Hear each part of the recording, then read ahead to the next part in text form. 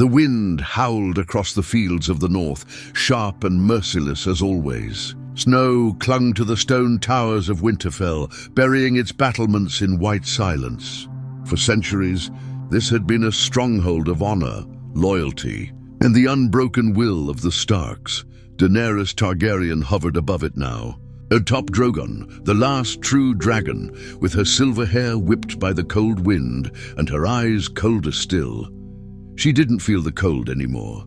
Below her, Sansa Stark stood on the battlement, eyes narrowed, mouth pressed into a tight line. The Raven had come days ago. The Queen comes north, not as an ally, not as a guest, not even as a conqueror demanding fealty. No, the Raven's ink was darker than that. It came from Arya, and it simply said, "She's lost. She's coming for blood," Daenerys had not written. She didn't need to. Her arrival was announced by fire on the horizon and silence behind her. King's Landing was gone, blackened, buried. The Iron Throne melted into an unrecognizable puddle of greed and ambition. And now she came north, not for enemies, but for betrayal. Jon had left her, he had kissed her and stabbed her, not with steel, but with truth. Told his sisters, told the people, told the world who he truly was. Aegon Targaryen, the rightful heir. And that Daenerys could not forgive. They chose him, she whispered, voice nearly devoured by the roar of the wind. Beside her, Drogon let out a guttural, hungry growl. They chose him, even after all I gave. After all I burned for them. Beneath her, Winterfell readied itself. Archers on the walls, armies in the courtyard, wildlings, knights of the Vale, and what few Northmen remained loyal to the Stark name. But they were ants. Daenerys had a god beneath her, a god with wings and flame. She could already see Jon in the courtyard, cloaked in black, eyes pleading, face torn between grief and fury. "Don't do this," he'd shouted when she hovered overhead. "Dany, it's not too late." Too late? She had whispered the word so quietly, she wasn't sure if it was her voice or a ghost.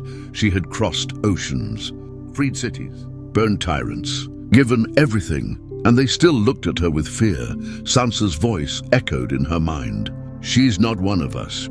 She'll never be." And Arya, dagger always hidden, always watching, and Jon, who swore loyalty with his lips but not his heart. Now, they would all understand what Targaryen fire truly meant. "Dracarys," she whispered, and this time, she meant everyone.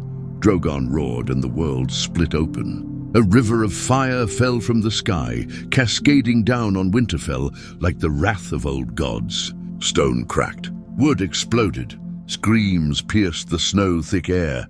The North had always feared dragons. Now it remembered why. Jon's voice was lost in the chaos. He ran through the flame-choked courtyard, trying to reach the crypts, trying to save the people hiding below, the innocents, the children. Ghost barked wildly at his side, then yelped and vanished into smoke. On the wall, Sansa stood motionless, her hair flaming around her like a halo of fire. She didn't run, didn't scream. She stared at the dragon above, eyes locked with Daenerys. She didn't beg, she simply said, "Do it," and the sky answered. By nightfall, Winterfell was gone. Only ash remained, and bones buried beneath the snow. Daenerys landed among the ruins, cloaked in flamelight, staring at what once was the heart of the North. Her lips curled into something that might have once been a smile, or a grimace, or simply the last piece of her humanity breaking off. "Now they'll remember," she whispered. "Now they'll fear." But even as Drogon shrieked into the northern night, one figure rose from the rubble, bloodied, eyes blazing. Sword in hand, Arya Stark had survived, and Daenerys had made her a promise without knowing it. The wind hadn't stopped, but now it carried ash instead of snow. Winterfell was no more, just black stone, burning wood, and the choking silence that followed destruction. But beneath the ruins, the crypts had not collapsed entirely. The old dead remained, sealed behind ancient walls. While the living, what few had made it that far, clawed their way through the dust and smoke, coughing, crying, trying to breathe. Among them, Arya Stark emerged like a shadow in the flame. Her face was half burned, singed and soot-covered. Her eyes, those sharp, silent eyes, were filled not with shock but a promise. She moved like a ghost, slipping between bodies of the dead, past the scorched remains of Maester's guards and girls she'd once taught to fight. She did not cry, she did not scream, she counted. Every death she saw, she added to a list she had once put away, a list she thought was over. But Daenerys Targaryen had given her a reason to bring it back. Jon Snow, bruised and half-choked from smoke, staggered through the wreckage of what used to be the Godswood. The heart tree had burned. The red leaves, sacred and ancient, were now black ash. Ghost limped beside him, wounded but alive. Jon fell to his knees beside the frozen pond. Now cracked and steaming, he couldn't hear anything. Not the screams, not Drogon's roars echoing in the distance, just her voice. She's not your queen anymore, Jon. She's fire. She's death. Tyrion had said that just before Daenerys flew north. Before she melted the throne and swore she'd build a new world. One without lies, thrones, or traitors. Jon had argued. He'd believed she could change. That somewhere inside the woman who freed slaves and broke chains, there was still Dany. The one who smiled at him in Dragonstone, the one who wept over Missandei, the one who held his hand and whispered about a better world. He was wrong. Now he had nothing left but regret. Meanwhile, high above the ruin, Daenerys stood alone on a ridge overlooking what used to be Winterfell. Drogon curled behind her, his wings folded like a sleeping nightmare. The cold did not touch her. She wore a black cloak with a red dragon stitched in Valyrian thread. Her braid, long and silver, fluttered behind her. Her eyes were empty. Not mad, not wild, just tired. Tired of begging, tired of waiting for people to love her. Rhaegal died for them. Missandei died for them. Ser Jorah died for them. And they still looked at me like I was nothing. She spoke to no one, only Drogon, only the wind. Her armies would come soon. What was left of the Unsullied and Dothraki. She would crown herself queen of all Westeros. No votes, no lords. No mercy, no more mistakes. This time they won't choose another, she whispered. There is no one else. But she was wrong. There was Arya Stark. That night Arya sat by a fire deep in the woods beyond Winterfell. She did not light it for warmth, just light. She barely moved. She sharpened her blade with steady strokes, her face emotionless. Needle had survived. Somehow. Hidden in her sleeve when the flames came, she had nothing else, not Gendry, not Sansa, not Jon. She didn't even know if Bran lived, but she knew this. Daenerys had to die. Arya had killed the Night King. She had walked into death before, and now she would do it again. But this time, it wouldn't be with stealth. It wouldn't be a whisper in the dark. She would walk straight through Daenerys' new world and burn it back. I don't care about thrones, she muttered. I don't care about prophecy, or queens, or dragons. She stood, wrapped her black cloak around her like a second skin, and whispered the only thing she needed to remember. She burned my home. Then she vanished into the trees. The hunt had begun. Across the river, Daenerys stood on the scorched field, watching the first banner rise over the ruins. Not the wolf, not the lion, not the stag. A dragon, red and black, alone, the new sigil of the new realm. No more 7 kingdoms, no more houses, no more games, just her, Queen of the Ashes. But even as she looked out over the land she had liberated, something in her shifted. A shadow she couldn't name, a sense that someone was watching, and in the distance, behind smoke and frostbitten trees, Arya's eyes didn't blink. She was already too close, too fast, too silent, and the Queen had no idea. No idea. The ruins of Winterfell smoldered for 3 days. What once stood as the unshakable heart of the North was now a black scar across the white landscape. Nothing grew, nothing moved. The snow had stopped falling, replaced now by a constant ash drift that settled on the land like a cruel joke from the gods, and in the center of it all, Daenerys sat on a throne of burned stone, carved from the wreckage, framed by dragonbone, and crowned with the skulls of old wolves found in the crypts below. She didn't cry when they brought her Sansa's scorched crown. She didn't flinch when the northern prisoners spat at her feet. Before being executed, there was no one left to oppose. Hurt not officially Tyrion, Lannister had returned. He came on foot, alone, walking through the ruin as if each step was a memory breaking apart beneath his boots. His beard had grown wild, his eyes hollowed by guilt and disbelief. He stopped when he reached her, looked up at the woman he once believed in, and said only, "You've become what we feared you would." Daenerys didn't rise. She didn't order Drogon to burn him. She simply looked past him, like she was already ruling over something far greater than men like Tyrion could understand. "I became what was necessary," she said. "The world is free now. No more noble games. No more traitor queens or kings who serve themselves. You think this is freedom?" Tyrion whispered, choking on the smoke. "You're sitting on bones. You didn't liberate the North. You eradicated it. They made their choice," she snapped. "And you made yours," he replied. They stared at each other for a long moment. Then she dismissed him with a wave. "Take a cell if you want one," she said, "or walk into the snow. You're not a threat." That stung him more than death. Far from the Black Castle, Arya moved like death reborn. She traveled alone. No horse, no food, just instinct and vengeance. Every village she passed whispered rumors about the Ash Queen who'd burned the North and claimed the realm. But some spoke in softer tones. Tales of a girl with eyes like ice, moving through shadows, leaving no prints in the snow.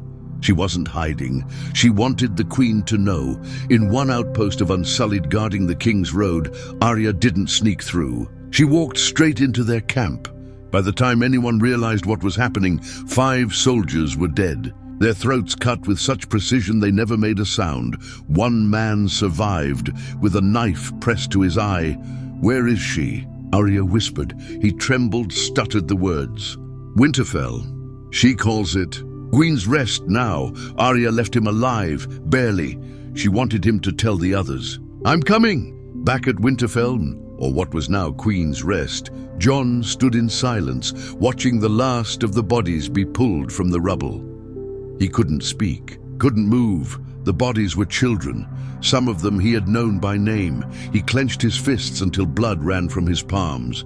Daenerys had built her throne, declared herself queen of all realms. Her dragon patrolled the skies like a vulture made of flame, and yet the only thing Jon could hear was Ned Stark's voice from long ago. The man who passes the sentence should swing the sword, but Jon didn't know what he was anymore. A man, a king, a coward. He hadn't stopped her. He still couldn't. He'd loved her and hated her, and now both felt the same.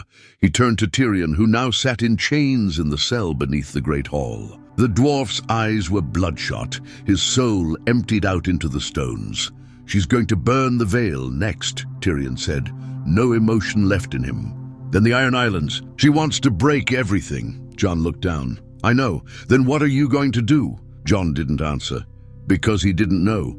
But in the north, Arya did. She found an old farmhouse outside the edge of Queen's Rest. Inside, a mother and 2 children hid. They fed her. She asked for nothing. She watched them quietly as they trembled at every shadow that crossed the window. They'd seen what fire could do.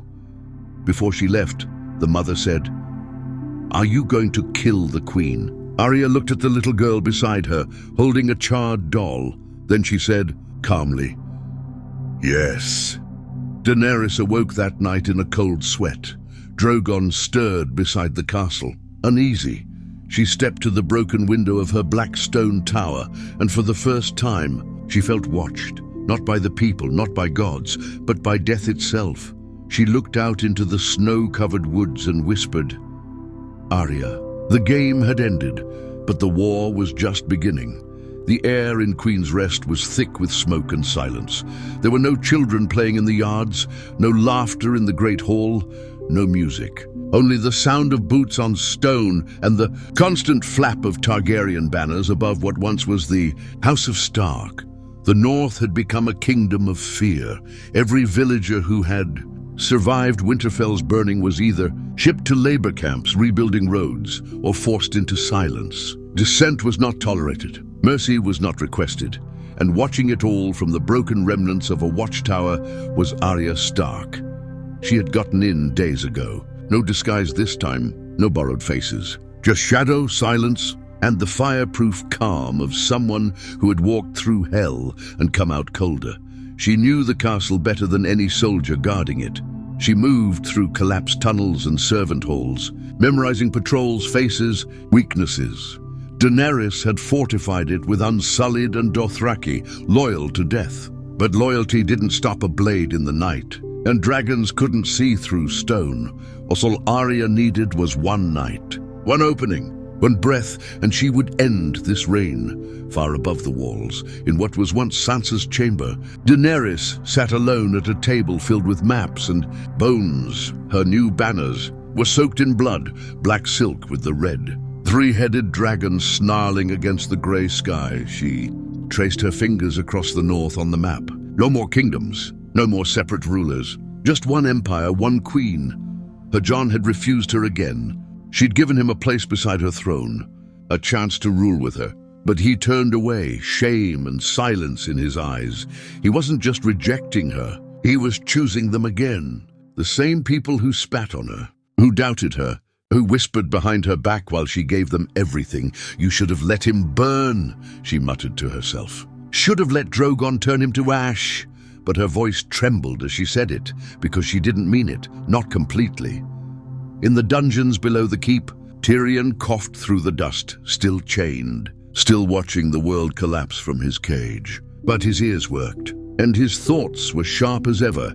He'd seen the eyes of the soldiers, the way they glanced over their shoulders. Fearful, not loyal. This wasn't peace, it was a hostage situation with a dragon. And like all dragons, Daenerys believed fire fixed everything. A familiar voice pulled him from his thoughts. Still alive then? Jon stood outside the cell, his eyes darker than before, shoulders slumped with guilt. Tyrion smiled grimly. If she were wise, I'd be dead. But she's not.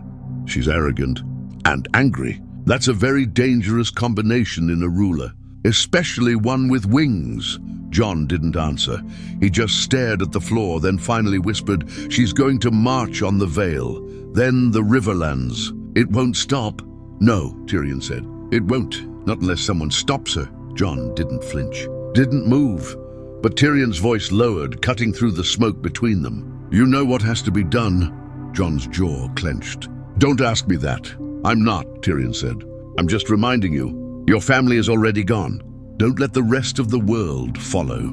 Meanwhile, Arya crept through the upper chambers, nearing the throne room. Every step was planned, every shadow mapped. She didn't blink, didn't tremble. She thought of Gendry, of Bran, of Sansa's burned body, of their mother's face. She touched the hilt of needle. Tonight, the queen would bleed, but fate, as always, was cruel. Just as she reached the final corridor, she turned a corner and froze. Jon Snow stood there, sword in hand, their eyes locked, silent, tense. He was pale, hollowed, and for a moment, Arya didn't know what he'd become. "I thought you were dead," he said, his voice hoarse. "I was close," she whispered. "But fire isn't enough to kill a Stark." He stared at her, something between guilt and relief flooding his face. But Arya didn't move closer. She studied him. "You're here to kill her too," she said quietly. Jon didn't answer. And that was answer enough. Arya stepped past him. "We're both wolves," she said, "but I'm the one with fangs." Up in her throne room, Daenerys walked alone. The fire in the hearth burned bright, but she couldn't feel its warmth. Her hands trembled slightly as she reached for the goblet of wine left on the table. For the first time in years, she felt fear not of death but of being alone. She had everything: the crown, the power, the throne. And yet her dreams were haunted by screams, by ash, by a girl with Stark eyes. Outside the chamber, Arya melted into the shadow behind the door, needle drawn. No more mercy, no more talk. Tonight, the dragon would fall. Tonight, the dragon would fall. The throne room of Queen's Rest was quiet. Too quiet. Gone were the courtiers and lords. Gone was the laughter of Daenerys' old council, long turned to bone or betrayal. There was only the fire, crackling in the hearth, and the massive, blackened chair she now called a throne, pieced together from melted weapons and charred stone. Daenerys stood with her back to the door, gazing out the broken window where Winterfell's godswood once bloomed. She didn't hear Arya Stark slip in. No one ever did. Arya moved like a shadow, blade in hand, breathing steady. Step silent, the queen never turned. She just said, softly, "I wondered when you'd come." Arya froze. "Just for a heartbeat. I smelled you in the walls." Daenerys continued, her voice calm, almost tired. "The castle still knows you, even if I don't." Arya didn't speak. She simply stepped closer, blade low, ready to drive it straight through Daenerys' spine. "You could have come in screaming," Daenerys added. "You didn't." Still, Arya said nothing. Then the queen turned around slowly. Her eyes were red-rimmed, her face pale. She looked like a woman who hadn't slept in weeks. But she didn't look mad or cruel or even angry. She looked broken, and Arya hesitated. "Do you really think I care about your pain?" Arya finally said. Her voice was low, sharp, the sound of death waiting. "You burned my sister alive. You destroyed everything we fought for. Everything Jon fought for." Daenerys stepped forward once, and Arya tensed, but the queen didn't attack. She just whispered, "She made a choice." All of them did. "No," Arya said, stepping forward now, blade raised. "You made the choice." And then she lunged, fast, faster than any of the Unsullied could have ever imagined. Needle flashed like silver lightning, cutting the air toward Daenerys' throat. But she didn't reach it. A wall of fire exploded between them. Drogon had landed. The beast roared, wings stretching through the ruined ceiling, shaking the very stones. His maw flared with flame, his breath boiling the air. Arya tumbled back, shielding herself behind a column, skin seared with heat. She gritted her teeth, gasping for breath, her blade still in hand. "Run," Daenerys said, her voice now trembling with fury. "Run before I end you." But Arya didn't move. She stared straight into the fire. "I've killed gods," she said. "I've killed worse than you." At that moment, Jon Snow burst through the opposite door, Longclaw in hand. He saw the dragon. "The flames!" Arya crouched like a ghost in the smoke, and Daenerys, her eyes blazing with something wild, something ancient, something Targaryen. "Jon," she whispered. He didn't move. Not toward her, not toward Arya, just stood between them, his face torn with pain. "This isn't the way," he said. Arya spat blood onto the stone. "It's the only way." "No," Daenerys said. "The old ways are dead." Jon stepped closer to her now, slowly. "Careful, then let them die," he said. "Stop this!" She looked at him, truly looked. Her lips parted. For just a second she softened. "You still believe in me," she whispered. Jon reached out and placed a hand on her shoulder, and for a moment Arya thought he might choose her again. But then he drove the dagger into Daenerys' heart. She gasped, her mouth trembling, blood pouring down her chest. Jon caught her as she fell. "No," she whispered, her voice cracking. "No, not you." Her eyes locked with his. Not in hatred, not in vengeance, just shock, just betrayal. Jon held her as she died, shaking, whispering, "I'm sorry. I'm so sorry." Her final breath was quiet, then silence. Drogon felt it. The moment her heart stopped, he screamed, a sound that shattered windows and echoed across the north. His wings flared as if to take the world with him. Arya stepped back, blade ready. Jon didn't move. He stood, letting Daenerys' body slip from his arms onto the cold stone. Drogon stepped toward them. One massive step. Arya moved between the dragon and her brother. "I'll kill it," she hissed. "No," Jon whispered. But Drogon didn't strike. He didn't burn them. He roared again, long and terrible. Then, in a fury no words could describe, he turned and melted the throne behind them into oblivion. With fire hotter than anything Winterfell had ever known, he destroyed the seat of power his mother had died for. Then he took her body gently in his claw, spread his wings, and vanished into the sky. Silence returned to Queen's Rest. The throne was gone, the queen was gone, and all that remained was guilt. Jon turned to Arya, eyes broken. She didn't speak, didn't gloat, didn't even sheath her blade. She simply said, "You finally did what had to be done. Then she walked past him, and for the first time in days, the snow began to fall again. The world awoke to smoke and silence. No trumpets, no ravens, no declarations, just a rumor that spread like wildfire. The Dragon Queen is dead. At first, no one believed it. Not in the Vale, not in the Riverlands, not even in the shattered remains of King's Landing. But then came the survivors from the north, starved, shaking, covered in ash. And they told the tale in choked, broken voices. Winterfell burned. Jon Snow killed her. The dragon flew away with her body, and the throne is gone. In Queen's Rest, the ash-covered skeleton of Winterfell, Jon Snow stood in silence at the edge of the Godswood, where no gods answered anymore. The heart tree had turned black, its face melted by dragonfire. Arya was gone again, vanished like a wraith in the snow, taking only needle and a horse. She had whispered one thing before she left: "You'll be remembered, Jon, but not as a hero." She hadn't meant it cruelly, just honestly. Down in the cellars of the ruined keep, Tyrion waited. He wasn't surprised when Jon came to see him. "I did it," Jon said. Quietly. "I know," Tyrion answered. "She looked at me like I was the one who betrayed everything," Jon said, staring at the wall. "But I didn't see another way." "There wasn't," Tyrion replied. "But the world doesn't care about truth, Jon. It remembers blood." Jon nodded, then, finally, "What happens now?" Tyrion gave a bitter laugh. Now the lords and ladies come crawling out of their holes again. They'll argue. They'll pretend they didn't cower when she burned their enemies. And they'll need someone to blame." He looked up.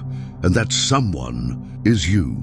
By the next moon, the lords of Westeros began arriving. Lord Royce from the Vale, Edmure Tully, dazed and broken from the Riverlands, Yara Greyjoy, bitter and angry. Even Gendry Baratheon, freshly legitimized before the fall, rode from Storm's End. They stood in a half-collapsed hall, surrounded by melted stone and charred banners. No throne, no crown, no queen, just a man in black standing silent. Yara spoke first. "She was our queen," she snapped, "and he murdered her. You all talk of peace, but the North burned because he couldn't keep his sword in its sheath." Jon said nothing. Tyrion, now unchained, stood beside him. His voice was hoarse. "She wasn't your queen. Not anymore. She became something else. Something none of you were brave enough to stop." Edmure shifted uncomfortably. Lord Royce muttered, "She destroyed an entire kingdom." "She freed half the world before that," Yara fired back. "You remember the bad because you were never in chains." "Enough," said Sansa Stark. She stepped forward, her face pale, her hair still smelling faintly of smoke. She'd survived only by being away, negotiating in White Harbor when the flames came. She had come home to find nothing left, nothing but snow and death. She looked at Jon, her cousin, her last brother, and the pain in her eyes said everything words couldn't. "I don't want him punished," she said softly. "But he cannot stay." They debated for hours. Some called for Jon's execution, others wanted him exiled. Tyrion, surprisingly, said little. He only whispered once, when they asked his opinion. "He's the last good man you have left, and you're going to send him into the dark." By nightfall, the verdict was clear. Jon Snow would live, but he would not rule. He would not marry. He would not stay. He would return to the wall if it still stood. The next morning, Jon saddled a horse at the gates of Queen's Rest. Ghost waited, ears perked. The last of the old world still standing beside him. Tormund Giantsbane had come back down from the true north to meet him. He said nothing at first, just clapped Jon on the shoulder. Then finally, "Told you, didn't I? Never wanted thrones, never were made for 'em." Jon looked up at the snow-covered ruins of his home. "No," he said, "I wasn't." As he rode out, the lords watched. No songs were sung, no victory declared, just a quiet man, walking into exile with a direwolf and a broken name. Some say he was a coward, others say he saved the world from fire again. But Arya's words remained the truest of all. There are no heroes in ashes, only survivors. Heroes in ashes, only survivors. The wind beyond the wall was different, colder, wilder, free. Jon Snow stood at the edge of the world, where the ice met the stars, and looked out into the great white beyond. Ghost padded beside him, tongue out, ears twitching, sensing things Jon couldn't. The wall still stood, barely. Much of it had collapsed when the Night King passed through, but chunks remained. Cracked, forgotten, and abandoned, the Night's Watch, if it could still be called that, was nothing more than a handful of outcasts and old vows. No one was really watching anymore. No one left to guard. No one left to fight. Jon passed them without speaking, a black cloak wrapped around him once more. But it wasn't the same cloak. It didn't feel like duty. It felt like a grave marker. Days turned into weeks. Jon went north, farther than he had ever gone, following Tormund and the free folk into lands untouched by war. No kings, no thrones, no queens, just cold and silence. It should have brought peace, but every time he closed his eyes, he saw her, Daenerys, the way she looked at him before the blade, the way her blood felt on his hands, and deeper than all of it, the question he couldn't bury: did I kill her for the realm? Or because I loved her too much to let her become what she was becoming? He didn't know, and it haunted him. In the south, Arya's ship crossed into waters no map could name. She had sailed west of Westeros with nothing but a blade, a compass, and the silence of her family behind her.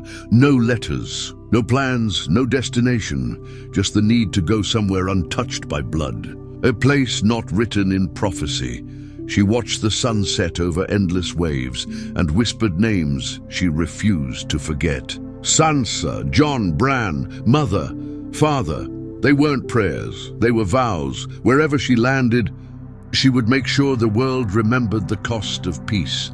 Back in what was once the North, Sansa Stark stood beneath a new banner. It was not the Targaryen dragon, not the direwolf of old.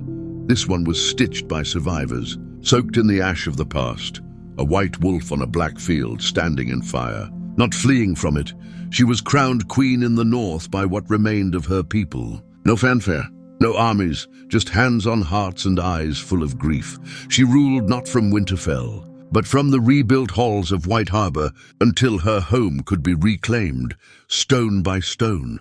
From the ashes Daenerys left behind, Sansa never spoke of her sister's death, because in her heart, Arya wasn't dead. She was out there watching, waiting, and Tyrion. He did what Tyrion always did. He survived. He became Hand of the King again, not to Daenerys, nor to a reborn Targaryen line, but to Bran the Broken, chosen by council, ruled from memory. Bran did not seek power. He barely spoke, but when he did, the room listened. Tyrion often stood behind him, wineless, thinner, older, worn to the bone. He passed no laws of glory, only of healing. War criminals were sent to build roads. Lands were redistributed to burned villages, and the crown shrank in power. Not out of weakness, but out of fear. No one wanted a queen again, not for a very long time. Yet even in this fragile peace, a whisper remained, a whisper that drifted on snow and sea, carried by tongues that never forgot the fire. One day the dragon will return, and when it does, it won't ask for forgiveness. It will come for vengeance. One night, beyond the wall, Jon stood alone beside a frozen lake. The aurora danced above his head. Ghost lay nearby, silent as the snow, and from the woods behind him came a sound. Not of steel, not of beast, but of wings. Jon turned slowly. In the pale green glow of the sky, he saw a shape circling overhead, massive, silent, alone.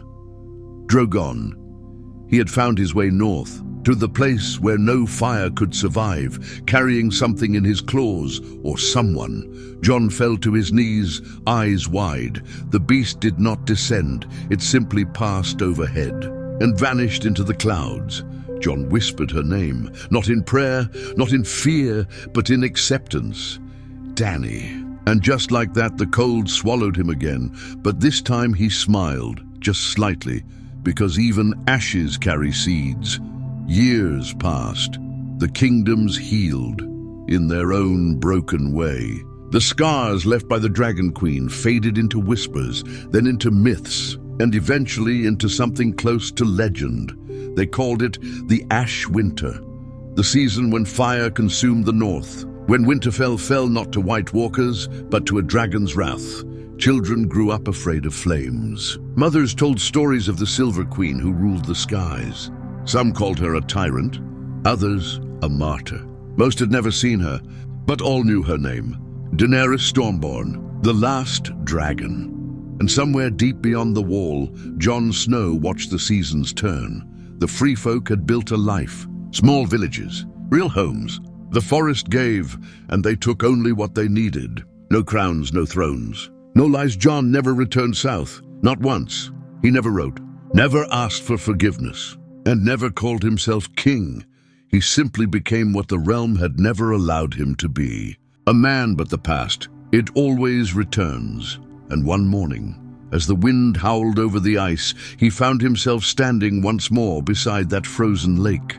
Ghost growled low beside him, because above them, again wings. Drogon had returned, but this time, he wasn't alone. Jon stared in silence as the great black dragon landed across the clearing. Snow melted beneath his claws. His breath steamed in the air, but no fire came. Cradled in one claw was a figure, wrapped in furs, motionless Daenerys. Jon's heart stopped. He stepped forward slowly, every part of him screaming that this couldn't be real. She looked just as she did the day he killed her, pale, still, but untouched by decay. As if the cold had preserved her, or as if something deeper, something older, had kept her alive in sleep. He dropped to his knees beside her. "Dany," he whispered, and her eyes opened, not fully, not all the way, but for a moment she saw him, not with hatred, not with fury, just recognition. The faintest smile touched her lips. Then her eyes closed again. Behind Jon, Tormund appeared, breath catching in his throat. "You seeing this?" he whispered. Jon didn't speak because he knew what he was seeing. The dragon hadn't taken her to be buried. It had taken her to live, somewhere beyond the maps, beyond time and now. It had brought her back, but for what? Jon stood slowly, eyes on Drogon. "You want me to take her?" he asked the beast, his voice breaking. "To bring her back?" Drogon growled low. Not threatening, not pleading. Jon looked down at her again. His hands trembled. He could feel it. Not warmth, but magic. Something old and forbidden, woven into the bond between Targaryen blood and fireborn beasts. "She was your queen," Jon whispered. "Not mine." Drogon's eyes locked with his, and Jon realized she was never meant for the throne. She was meant for the fire, for rebirth, and perhaps so was he. He lifted her carefully, arms strong despite the weight of the years between them. For the first time in forever, she felt warm in his grasp. Not fully alive, but not dead either. Something between. As he turned to walk with her into the woods, Drogon took off behind them, his roar echoing across the snow like thunder. And in that moment, Jon Snow, the bastard of Winterfell, the Egan who never wanted a crown, the man who killed his queen, disappeared into legend. Some say he kept walking west, others say he followed Arya beyond the edge of the world. But the free folk tell a different story. They say, in the deep forest, when the sky turns green and the air smells of ash, you can sometimes see them, a white wolf, a silver-haired woman, and a dragon.